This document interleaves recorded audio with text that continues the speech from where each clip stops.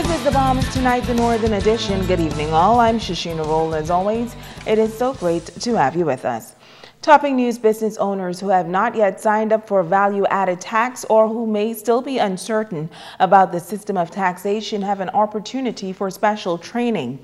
Two major stakeholders have teamed up to host a symposium aimed at small and medium-sized businesses. Here's the report. Value-added tax continues to be a hot topic, but there are still many businesses who have yet to sign up. The Grand Bahama Chamber of Commerce, in partnership with the Grand Bahama Port Authority, have teamed up to host an informative VAT symposium for small and medium-sized businesses. This is a very high value deliverable being offered to the general public at nominal cost. For non-chamber members, the cost would be $10. For chamber members, $5. We are imploring and inviting all of you, small business, and let's define small business for this purpose. We're saying any business with 10 or less employees, for example, may want to look seriously at participating in the symposium being offered on Thursday. Chief Financial Officer at the Grand Bahama Port Authority, Deanne Seymour, says so far only a small number of licensees of the port have signed up. What we find is that there weren't seminars basically catering to how the registrants should actually complete their VAT return forms. And it is very important right now because we see some changes for the Freeport area in particular, and pretty much across the Commonwealth of the Bahamas. Some of these changes are not really in effect for the other islands. So those persons in Freeport, we really encourage you to come out to see exactly what is required. So therefore, again, we encourage you to come out. What we realized too, in observation, we noticed that there are 26% of our licensees that have been registered, which means that there are 74% of those licensees not registered, which also means that they're either under the threshold or they have not registered. So you may be asking, should I register? And I would say, yes, you should register because, of course, there's a benefit in registering. Organizers say there may still be a degree of uncertainty or misunderstanding as to the benefits of VAT. Chris Baker of Galanis & Co. will be on hand to answer all questions. Registering versus not registering, how has VAT changed my business sector? What is the cost to my company if I become a VAT registrant? These are all important questions that we know you, the micro, small, and medium-sized enterprise, may still have unanswered. We know that there's been much talk about VAT, who should register, who will benefit. We want to make certain that the small businesses are as informed as the larger businesses and are as prepared as their counterparts. The VAT symposium will be held on Thursday, January 22nd. There will be two sessions, the first beginning at 9:30 a.m. and the second at 5:30 p.m. For more information, contact the Grand Bahama Chamber of Commerce. Well, a recent announcement by the government has Ministry of Tourism officials preparing to chart a new course in the promotion and advancement of a special sector. Joan Davis-Roll reports. Recent achievement by the Bahamas government that comes as welcome news for many. The Bahamas has officially entered the prestigious group of countries involved in stem cell research and its use in modern medicine. Officials say with the stem cell research facility established there on Grand Bahama, this island has the potential of making the Bahamas a medical mecca, luring visitors from around the globe. Local tourism officials looking to help solidify this new industry in the promotion of medical tourism. Tourism executive Betty Bethel. You probably know that the Ministry of Tourism has been looking at medical tourism as a new marketing niche to bring more business opportunities to our islands. And I believe that the stem cell research will make it even more feasible. We have been looking into various avenues. We have done some partnerships with several hospitals, all to really do our research so that when we do embark upon it, it would be successful. But primarily, I think we're still looking at the non-invasive procedures where persons can come and recover, have small procedures, and then recover in our paradise-like environment. Okay. Bethel says there's another tourism component that is closely linked that also has unlimited potential. Would you say this is on face value that we can probably capitalize on? I believe we can capitalize on, we can take off from sports tourism and really capitalize on sports medicine. And those persons, football players, for example, who are always injuring the knees and having those types of procedures, and then they can come back and have their recovery periods here. So those are the angles from which we're looking at medical tourism. Whether it's medical tourism or other niche markets, Bethel says in an industry which is celebrating 50 years, there must be one common denominator: superior service. This is crucial. Again, there are certain amenities that we offer that you can get anywhere in the world. And persons will travel to Dubai and other distant destinations for quality service. And if we get that right, then it's, the numbers that we can get are, we can't count the numbers because we're right next door. We're as close as 18 minutes to Fort Lauderdale. And if we had just that service component that was superior, I think that the Bahamas will be successful for beyond 50 more years. Joan Davis-Roll, ZNS Network News. Well, we now know the name of the female who died following a traffic mishap in the Lucaya area last Friday.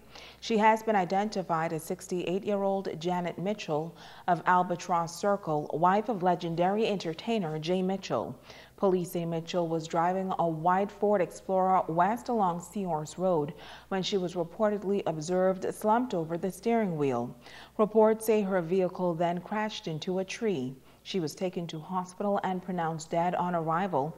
At this point, police have classified the passing of Janet Mitchell as a sudden death.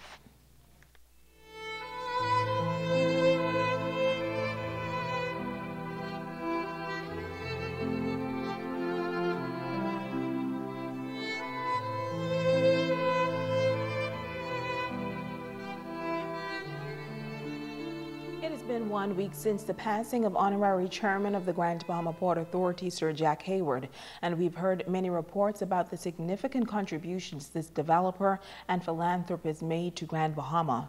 But today, a member of the Hayward family consented to an interview with our Sabrina Brown.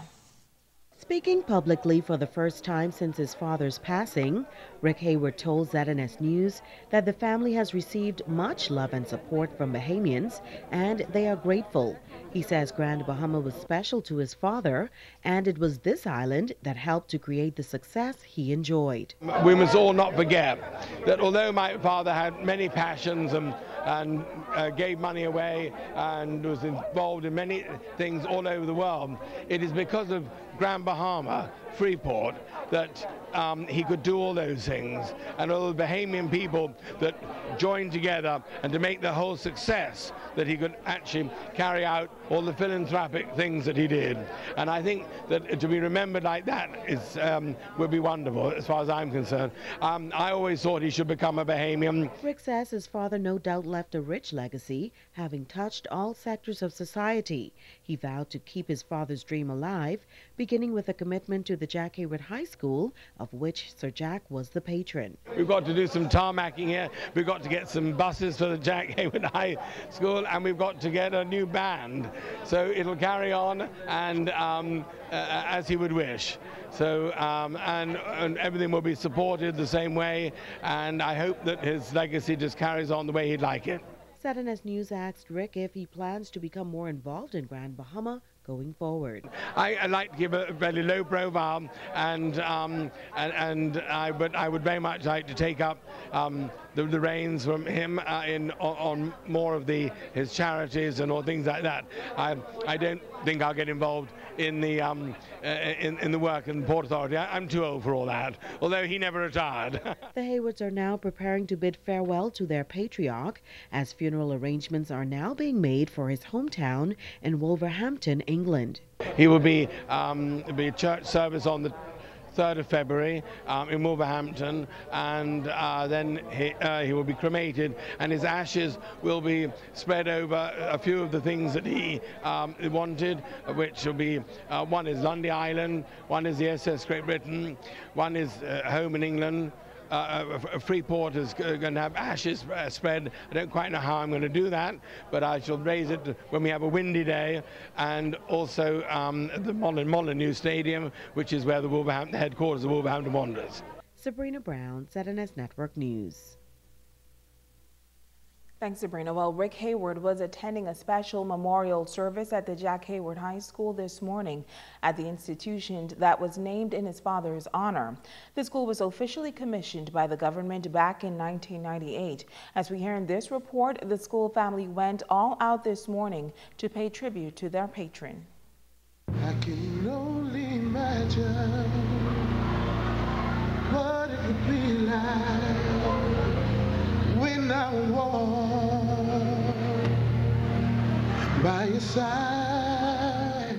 A man of his stature and remain would find the time to involve himself in the society of the people of Freeport. Faculty and students at the Jack Hayward High School were joined by education officials and port executives as they honored a man whose name the school bears. Hezekiah Dean became the first principal of Jack Hayward High when it was constructed in 1995. It was renamed in Sir Jack's honor in 1998. He recalled Sir Jack's love for the performing arts and the development of young people. Could it be that when those two young men so beautifully did their skit, that Sir Jack was someplace right up here looking down, and he would remember the many times when he would have come here and listened to renditions given by the students of this school, of which he was proud to be the patron. Deputy Director of Education Sandra Edgecombe and former employee at the Grand Bahama Port Authority Geneva Rutherford also reflected on Sir Jack's love for education. The rich legacy that he leaves behind should serve to motivate and to challenge all of you students to continue to build this school.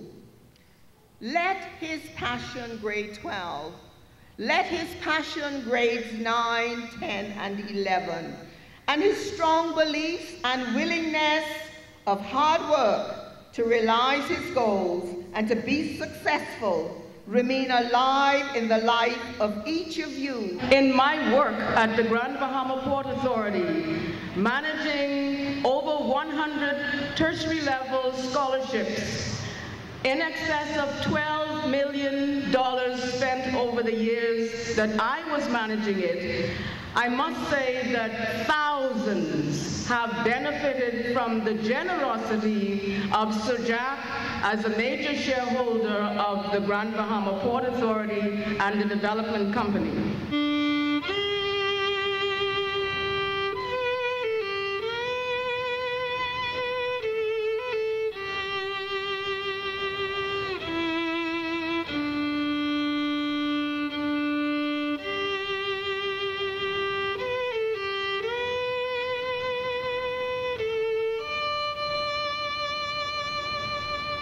Sir Jack's son Rick Hayward was touched by the accolades. He was a great father, and he was always, in whatever situation, he would always make you laugh. And I'd say, oh, Dad, you're not going to tell that old story again. Oh, yes, I am, and it'll make you laugh as well. So anyway, he was very fond of this school. Sabrina Brown, ZNS Network News. Francis Singer Hayward, who partnered with Sir Jack for more than 3 decades and made tremendous contributions to the school on his behalf over the years, could not travel to make today's memorial. She issued a statement noting that Jack Hayward High School was the apple of Sir Jack's eye, as he was incredibly honored to have the school named after him. She said Sir Jack appointed her as his rep at the school as he had to be off island for periods of time. However, she notes that every initiative, from the Minister's Book Club to the Jack Hayward High School Harbor Exchange, to the cheerleaders, and to, of course, the Music Society, who sang at his 90th birthday party, was inspired by him. She said Sir Jack took such pride in the school and considered each and every student a member of his personal family.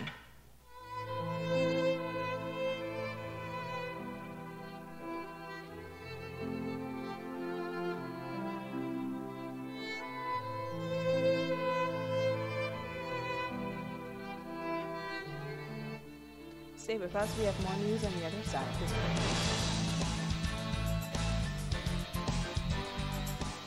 break. Bringing news that matters to you. You're watching the Bahamas Tonight Northern Edition. Welcome back. Local organizations coming together to put on a health fair, and it's geared for the children of Grand Bahama. As Kimberly Mullings tells us, the free health fair for children is planned for this Saturday.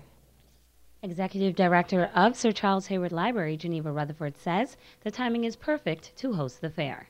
Previously, the library had organized Saturday workshops to address common childhood illnesses such as asthma and allergies.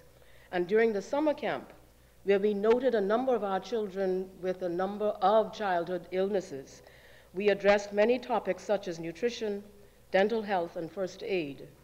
However, with the rapid growth of the children's membership at the library, we thought that this would be a very good time to host our first ever health fair. Nurse Yvonne Clark of the Rand Memorial School Health Services Department says the event will be beneficial for students and parents alike. The fair targets those from 5 to 18 years old in the public and private sectors. Plan that day, mark it on your calendar so that you can be here. It's very imperative that we sensitize, that we educate our children so that they would know how to live a healthy lifestyle. Free screening will be available in addition to the administration of immunization, booster, and flu shots. Dr. Tiadra Dorset Johnson, Community Health Clinical Director, says this health fair is to assist our children, those who are at risk for developing chronic diseases, which they deal with daily at the Rand, and teach them how to prevent them. It is important to educate and empower our children from when they're young to eat and live healthy. Every day, we as healthcare providers, we treat persons with high blood pressure, diabetes, and obesity. But now we need to focus more on the children. Sheldon Cawley of the Freeport Lions Club says the club's members will be on hand to lend assistance where necessary. We will be on hand to do free glucose screening and in partnership with the RAN with site testing in terms of providing any assistance that the healthcare facility will not be able to assist in terms of international eye surgery, in terms of eyeglasses and follow-up on cases. The entirely free-for-all health fair will take place on Saturday, January 24th at Sir Charles Hayward Library from 10 a.m. to 2 p.m. Kimberly Mullings, ZNS Network News. Thanks, Kimberly. In other news, exemplary frontline workers in the tourism sector will be singled out for a special honor this Saturday night as the ministry holds its annual Cacique Award ceremony. There are 3 finalists from Grand Bahama. Tonight, Italia Hall introduces us to Grand Bahama's candidate in the arts.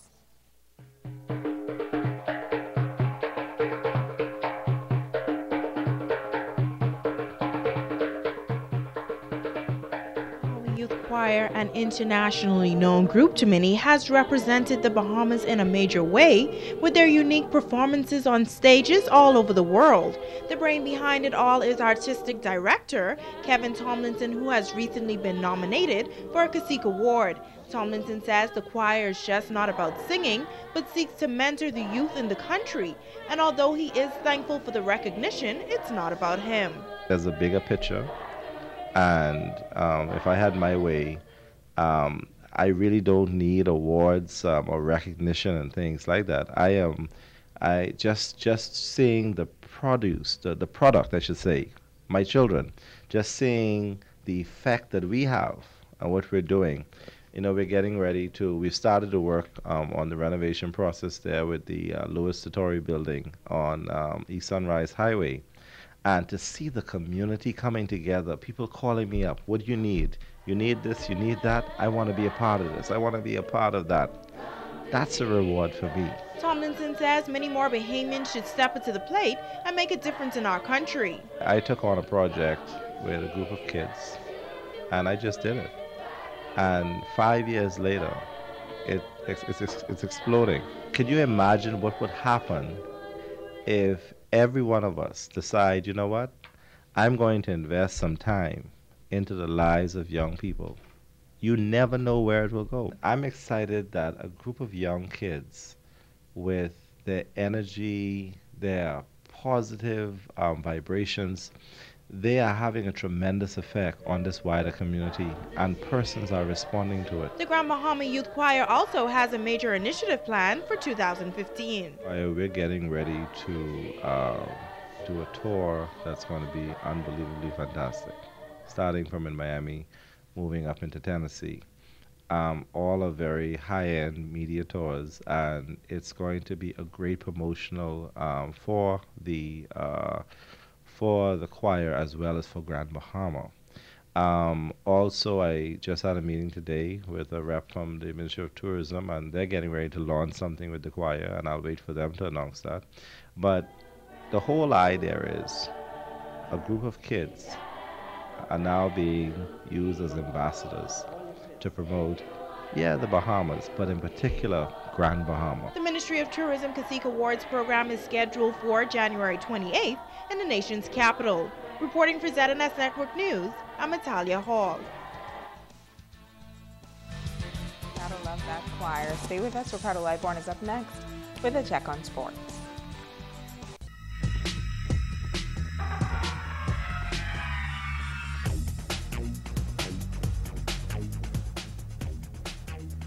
Everybody, it's Sports Time. I'm Ricardo Lightborn. This one tonight is for Udell Roberts over there at Hugh Campbell Primary School and little Kamari Kobe Lang. How could you name that child Kobe? I ain't gonna fool with that one. Well, the Grammar Volleyball Association playoffs are underway, folks. The YMCA gym was the venue for round one, so let's go courtside. The Nesbitt Rental Angels ready for the clash. Youth in action young, but ready for the challenge. The Angels in the early going had some miscues, and the youth cashed in. The early first set, there were some jitters there, but this time it was a pretty good one. The Angels are sleeping again. Well, also this one had some serious action to the net. That's a good block. The Angels took inventory and went to their power game. That's a point. The pace of the game really picked up, especially at the net, and the points to go with it. Some of the points was easy, and a 25-22 first set that goes to the youth in action. The Angels came roaring back in the second set, and the tone was set 21-25, your score. The third set was another give and take, and Nesbitt Angels took that one 25-15. Youth in action tried to get back into the match in the fourth set, but had a bit of a setback. It was also very costly. In the latter part of the set, Youth in action found some energy and made the Angels simply have to work for that set. But again, Nesbitt simply would not have it in the final set. And this one, get the score for the game, 22-25, 25-21, 25-15, and 25-23.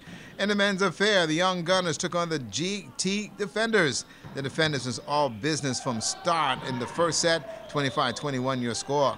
That was a high-flying match as well, and the GT Defenders got the better part of that second set, 25-21 the numbers.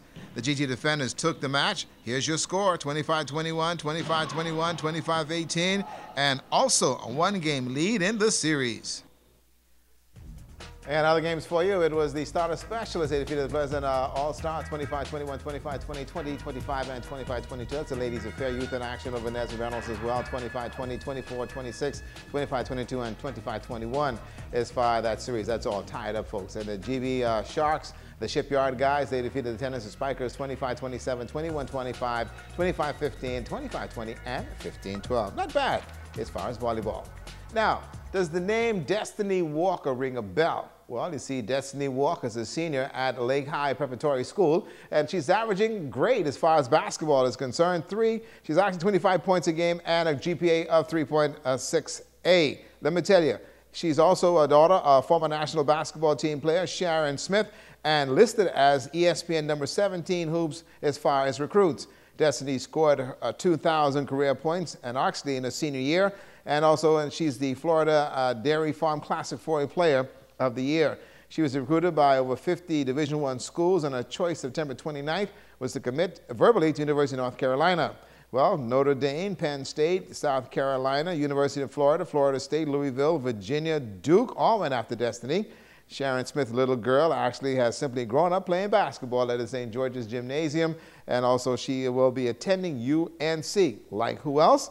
Well, Thea Roll, who also went to UNC, and we got another one that's going to be there in place. Congratulations to her, watching her grow. She's a great kid. I couldn't say I taught her how to play basketball. Her mama did. And that's Sharon Smith. That's a look at sports tonight.